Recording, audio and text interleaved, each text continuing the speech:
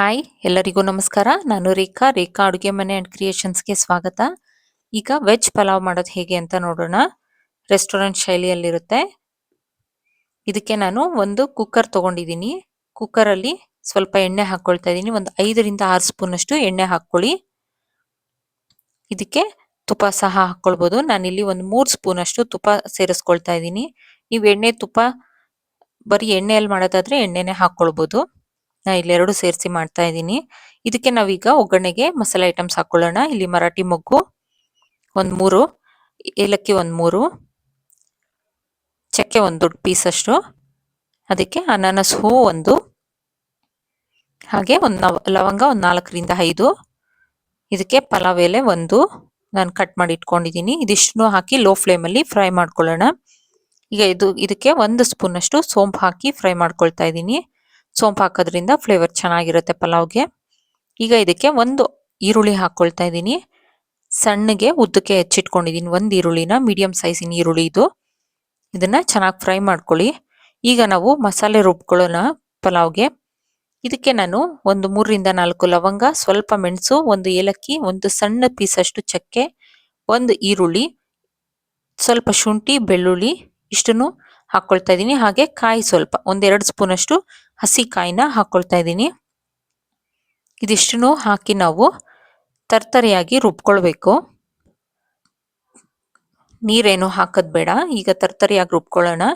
ಇದಕ್ಕೆ ನಾನು ಒಂದು 6 ಹಸಿರು ಮೆಣಸಿನ್ಕಾಯಿ ಮತ್ತೆ ಕೊತ್ತಂಬರಿ ಸೊಪ್ಪು, ಒಂದು ಸಣ್ಣ ಹಿಡಿಯಷ್ಟು ಕೊತ್ತಂಬರಿ ಸೊಪ್ಪು ಹಾಕ್ಕೊಳ್ತಾ ಇದ್ದೀನಿ. ಕಡ್ಡಿ ಸಮೇತನೇ ಹಾಕ್ಕೊಳ್ಬೋದು ಇದಕ್ಕೆ. ಹಾಗೆ ಪುದೀನ ಒಂದು ಸಣ್ಣ ಹಿಡಿಯಷ್ಟು ಪುದೀನ ಹಾಕ್ಕೊಳ್ತಾ ಇದ್ದೀನಿ. ಇದಿಷ್ಟನ್ನು ನೀರು ಹಾಕ್ತೇನೆ ರುಬ್ಕೊಳ್ಳೋಣ ನಾವು. ನೀವು ಖಾರಕ್ಕೆ ಹಸಿರು ಮೆಣಸಿನ್ಕಾಯಿ ಬೇಕಂದ್ರೆ ಹಾಕ್ಕೊಳ್ಳಿ, ಇಲ್ಲಾಂದ್ರೆ ಖಾರದ ಪುಡಿ ಸಹ ಸೇರಿಸ್ಕೊಳ್ಬೋದು. ಈಗ ಈ ಮಸಾಲೆ ರುಬ್ಬಿರೋದನ್ನ ನಾನು ಕುಕ್ಕರ್ಗೆ ಹಾಕ್ಕೊಳ್ತಾ ಇದ್ದೀನಿ.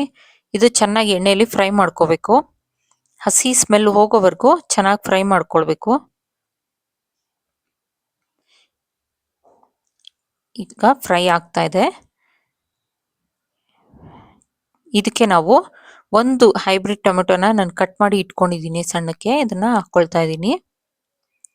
ಇದು ಒಂದು ಸ್ವಲ್ಪ ಫ್ರೈ ಆಗಿದ ತಕ್ಷಣ ಇದಕ್ಕೆ ನಾನು ತರಕಾರಿ ಬೀನ್ಸ್, ಕ್ಯಾರೆಟ್, ನವಿಲುಕೋಸು ಇಷ್ಟನ್ನು ಕಟ್ ಮಾಡಿ ಇಟ್ಕೊಂಡಿದ್ದೀನಿ ನಾನು, ಅದನ್ನ ಹಾಕ್ಕೊಂಡಿದ್ದೀನಿ. ಹಾಗೆ ಸ್ವಲ್ಪ ಬಟಾಣಿ ತಗೊಂಡಿದ್ದೀನಿ, ಒಂದು ಅರ್ಧ ಕಪ್ ಅಷ್ಟು ಬಟಾಣಿನ ಹಾಕ್ಕೊಳ್ತಾ ಇದ್ದೀನಿ. ತರಕಾರಿ ನಿಮ್ಗೆ ಯಾವ್ದು ಬೇಕೋ ಅದು ಹಾಕ್ಕೊಳ್ಬೋದು. ಹೂಕೋಸು, ಆಲೂಗಡ್ಡೆ ಇದನ್ನು ಸಹ ಹಾಕ್ಕೋಬಹುದು. ಇದ್ರ ಜೊತೆಗೆ ನೀವು ಬೇಕಂತಂದ್ರೆ ಪನ್ನೀರ್ ಆ್ಯಡ್ ಮಾಡ್ಕೋಬಹುದು. ನಿಮ್ಮ ಆಪ್ಷನಲ್. ನಾನಿಲ್ಲಿ ಇಷ್ಟು ತರಕಾರಿ ಬಳಸಿದ್ದೀನಿ. ನಾನಿಲ್ಲಿ ತರಕಾರಿ ಹೆಚ್ಚಿಗೆ ಬಳಸಿದ್ದೀನಿ. ನಿಮ್ಗೆ ಕ್ವಾಂಟಿಟಿ ಎಷ್ಟು ಬೇಕು ನೋಡ್ಕೊಂಡು ಅಷ್ಟು ತರಕಾರಿನ ಬಳಸ್ಕೊಳ್ಬೋದು. ಸೋಯಾಬೀನ್ ಸಹ ಹಾಕ್ಕೊಳ್ಬೋದು. ನೆನೆಸಿಟ್ಟು ಅದನ್ನ ಈಗ ಸ್ಕ್ವೀಸ್ ಮಾಡಿ ಹಾಕ್ಕೊಳ್ಬೋದು. ಚೆನ್ನಾಗಿರುತ್ತೆ, ಅದು ಟೇಸ್ಟ್ ಚೆನ್ನಾಗಿರುತ್ತೆ. ಈಗ ಇದಕ್ಕೆ ನಾನು ನೀರು ಕುದಿಯಕ್ಕೆ ಇಟ್ಟಿದ್ದೆ. 3 ಗ್ಲಾಸ್ನಷ್ಟು ನೀರು ಹಾಕ್ಕೊಳ್ತಾ ಇದ್ದೀನಿ ನಾನು. ನಾನಿಲ್ಲಿ ಸೋನಾ ಮಸೂರಿ ರೈಸ್ 1.5 ಗ್ಲಾಸ್ ಅಷ್ಟು ತಗೊಂಡಿದ್ದೀನಿ. ಅದರಿಂದ ನಾನು 3 ಗ್ಲಾಸ್ನಷ್ಟು ನೀರು ಹಾಕ್ಕೊಳ್ತಾ ಇದ್ದೀನಿ. ನೀವು ಬಾಸುಮತಿ ಯೂಸ್ ಮಾಡೋದಾದ್ರೆ 1 ಗ್ಲಾಸ್ಗೆ 3/4 ಗ್ಲಾಸ್ನಷ್ಟು ನೀರು ಹಾಕ್ಕೊಂಡ್ರೆ ಸಾಕಾಗುತ್ತೆ. ಇಲ್ಲಿ ಉಪ್ಪು ಸೇರಿಸ್ಕೊಳ್ತಾ ಇದ್ದೀನಿ. ನಿಮ್ಮ ರುಚಿಗೆ ನೋಡ್ಕೊಂಡು ಎಷ್ಟು ಬೇಕಷ್ಟು ಉಪ್ಪು ಸೇರಿಸ್ಕೊಳ್ಳಿ.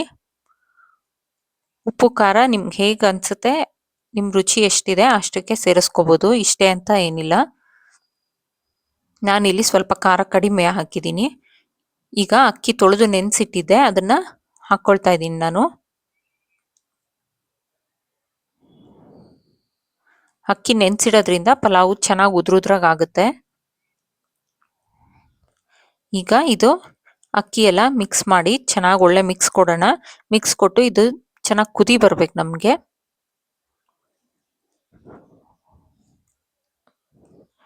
ಇದು ಕುದಿ ಬರಲಿಲ್ಲ, ನಾವು ಮುಂಚೆನೆ ಇದೇ ಟೈಮಲ್ಲಿ ಲಿಡ್ ಹಾಕಿದ್ವಿ ಅಂತಂದ್ರೆ ಚೆನ್ನಾಗಾಗೋದಿಲ್ಲ. ಒಳ್ಳೆ ಕುದಿ ಬರಬೇಕು. ಅಕ್ಕಿ ಸ್ವಲ್ಪ ಮಸಾಲೆ ಎಲ್ಲ ಇಡ್ಕೋಬೇಕು ಅಕ್ಕಿಗೆ. ಆಮೇಲೆ ಲಿಡ್ ಕ್ಲೋಸ್ ಮಾಡೋದ್ರಿಂದ ಎಲ್ಲ ಮಸಾಲೆ ಅನ್ನಕ್ಕೆ ಚೆನ್ನಾಗಿ ಮಿಕ್ಸ್ ಆಗುತ್ತೆ. ಮಸಾಲೆನೇ ಸಪ್ರೇಟ್ ಉಳಿಯೋದಿಲ್ಲ. ಈಗ ಚೆನ್ನಾಗಿ ಕುದೀತಾ ಇದೆ. ನಾವು ಲಿಡ್ ಕ್ಲೋಸ್ ಮಾಡಿ 1 ವಿಷಿಲ್ ತಗೊಂಡ್ರೆ ಸಾಕಾಗುತ್ತೆ, ಯಾಕಂದ್ರೆ ಅಕ್ಕಿ ನೆನೆಸಿಟ್ಟಿದ್ದೀವಲ್ಲ ಅದರಿಂದ. ಈಗ ವೆಜ್ ಪಲಾವ್ ರೆಡಿ ಇದೆ. ಇದನ್ನ ನೀವು ಮೊಸರು ಬಜ್ಜಿ ಜೊತೆಗೆ ಸರ್ವ್ ಮಾಡ್ಬೋದು. ಪ್ಲೀಸ್ ಲೈಕ್ ಮಾಡಿ, ಶೇರ್ ಮಾಡಿ, ಹಾಗೆ ಸಬ್ಸ್ಕ್ರೈಬ್ ಮಾಡಿ. Thank you.